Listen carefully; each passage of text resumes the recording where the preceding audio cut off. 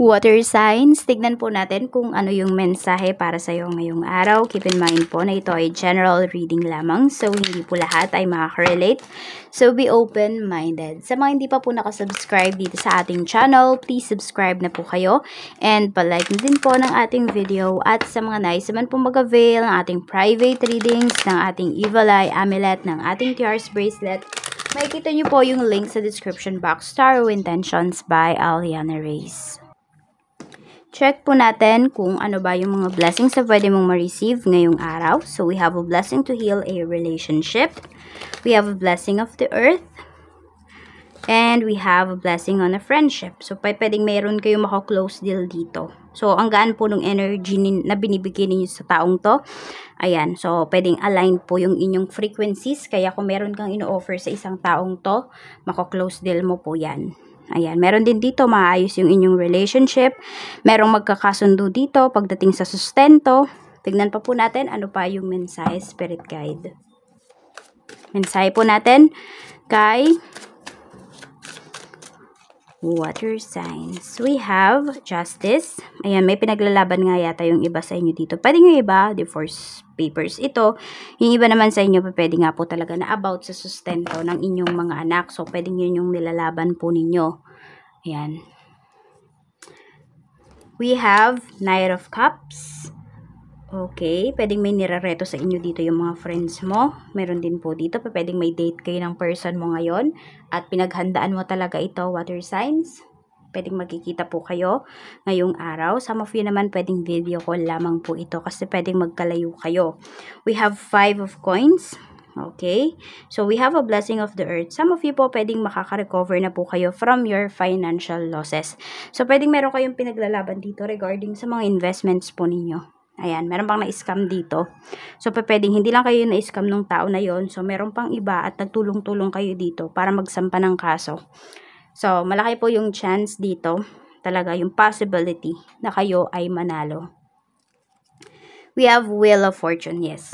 Yung iba po sa inyo, mananalo talaga kayo dito sa mga nilalaban po ninyong kaso. Ayan. So, sabi ko nga sa inyo, may mako-close deal po kayo dito ngayong araw. So, ang ganda ng araw na to para sa inyo. Alam mo yung parang masasabi mo talaga na blessed ka ngayong araw. Water signs. Check natin. Pagdating naman sa family, we have 3 of coins. Ayan. Pagdating din sa family, pwedeng may pinag-uusapan regarding sa mga gastusin. So, nandun po na open kayo pagdating sa gastos, pagdating sa family. Sinasabi nyo po talaga if meron pa kayong kayang ibigay or wala na. And dun kayo mas nagkakaintindihan ng family mo. Meron tayo ditong 10 of coins. Pagdating naman sa mga friends, ayan po. So, pwede may friend ka dito na manghihiram sa'yo ngayong araw ng kaperahan or the other way around. Pwede rin naman kayo yung manghihiram sa kanila. Ayan. 10 of coins. Pwede rin may celebration yung family ng friend mo. So, ayan. Pwedeng invited po kayo dito. Oo, pwedeng birthday rin pala ng friend mo. Or maybe, birthday mo pala, tas invite mo yung mga friends mo. Happy birthday, Taurus. Ayan. Si Taurus kasi birthday ni Taurus. Ayan. Okay, pero pwede naman friend nyo yung may birthday. We have 3 of Wands pagdating sa relationship. So, na-stress yung iba sa inyo kasi feeling ninyo parang wala na kayong wala nang progress pagdating sa relationship ninyo. Yet, nandun pala yung person mo. Nagpaplano pala siya pagdating sa relationship ninyo. May plano pala siya. Need niya lang talaga is timing. And also, siguro, pera. Yan. So, na-stress yung person mo ngayon kasi pwede po na nagkakaroon siya ng problema sa pera. Siguro yung iba sa inyo, iba yung naiisip ninyo na iba yung pinoproblema niya. Pero pera kasi yung pinapakita dito. Pwedeng nalugi yung person mo. Or naloko nga po siya pagdating sa finances, sa investments niya.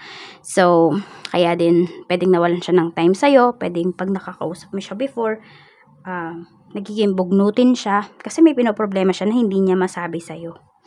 Ayan, tignan natin. Meron naman dito, kung LDR po kayo, nandoon na nahihirapan siyang umuwi. Gustong-gusto niyang umuwi. Gustong-gusto ka na niyang makita yung family niya. Pero, hindi po mangyari-yari kasi pwedeng walang mahanap ba na kapalit niya. Tignan naman natin pagdating sa kaperahan, we have 3 of Cups. So, ayan po. Maganda yung energy pagdating sa pera. Kasi nandoon na pag nagiging happy daw talaga kayo, water signs, mas magaan yung pasok ng pera po sa inyo. Kaya stay happy para naman mas gumanda yung inyong kaperahan.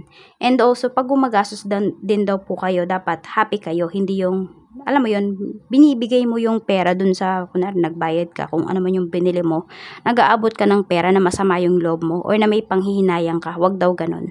Kailangan pag gumagastos po kayo is magaan yung energy ninyo. Pag nag-iipon kayo, dapat magaan din yung energy ninyo. Pag may ginagastos kayo within your friends, dapat happy din po yung energy ninyo para bumabalik din kaagad sa inyo yung pera. Yes, meron po dito. Di ko alam kung may nagsusugal dito. Ayan. Or may tumataya dito sa kung saan man tinatayaan po ninyo. Ayan po, maganda po yung energy para sa inyo ngayong araw na ito. Pero syempre, sabi nga, wag nyong ilalagay sa isang basket lamang yung pera po ninyo. Sa trabaho naman, we have Page of Wands. May ibibigay sa'yo dito na new project today. We have Queen of Cups. So, yung iba sa inyo, pwedeng ina-anticipate nyo na po talaga ito. Yung ibibigay sa inyo na proyekto pagdating sa trabaho. Happy po kayo, marami po sa inyo dito, water signs, masaya pa kayo sa inyong trabaho. Nandun pa yung sense of fulfillment.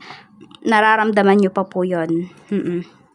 Ayan o, stairway to light. And mas mag-i-improve pa po yung kung paano mo i-handle yung trabaho mo, yung mga projects mo, at mas magiging masaya ka pa. Pwede may promotion na paparating para sa'yo dito. At kung meron man po kayong nakaalitan pagdating sa trabaho, maayos din po yan. Sa negosyo naman, we have strength. We have Page of Swords. Tapos, we have Queen of Swords. Maging direct lang po kayo dito. Pwedeng may mga inquiries, may mga kliyente kayo ngayon na medyo makukulit, pero kayang-kaya nyo po yung i-handle. Just be direct lang talaga.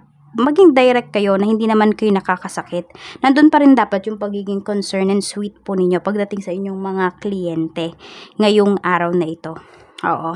Maganda yung energy po ninyo. Super ganda pagdating sa negosyo. Meron lang kayo dito mga kailangang iwasan talaga na mga kliyente na makukulit din talaga. Yung uubusin talaga yung pasensya ninyo. Huwag nyo paabutin na maubos yung pasensya ninyo. Kasi baka kung ano po yung masabi ninyo, hindi kayo makapagtimpi, water signs. Okay, malakas ba yung sales ninyo ngayon? Yes po, malakas yung sales ninyo. Kaya naman may mga tao dito nag-i-stain. Parang ini-stain, minamantsahan nila yung pangalan ng business mo. Gumagawa sila ng mga ng mga propaganda, black propaganda para sa'yo, sa negosyo mo. We have 9 of Cups. So, ayun nga, 'di ba yung sinasabi ko kanina, just be happy, stay positive, stay happy. Pag lalo na gumagastos kayo. Ayan. Kasi mas nagiging magaan po yung energy ninyo, mas gumaganda po yung energy field ninyo, yung frequency ninyo mas nagiging mataas. So, lahat po ng mga minamanifest ninyo, pwede talagang mangyari. 28, 1, and 14, yan po yung inyong lucky numbers. At tingnan naman natin kung ano ba yung mensahe pa para sa'yo. Tingnan natin. Mensahe pa po natin for water signs. We have, I'm on spiritual journey. You have awakened me. So, sino ba tong nasampal mo? Hindi. Sino ba tong nagising dahil sa'yo? Pwedeng binigyan mo ng lesson yung taong to. Pwede rin naman for some of you, kayo po ito. Okay? Kayo po yung tumaraan sa spiritual journey ngayon. O, kayo tong may spiritual journey.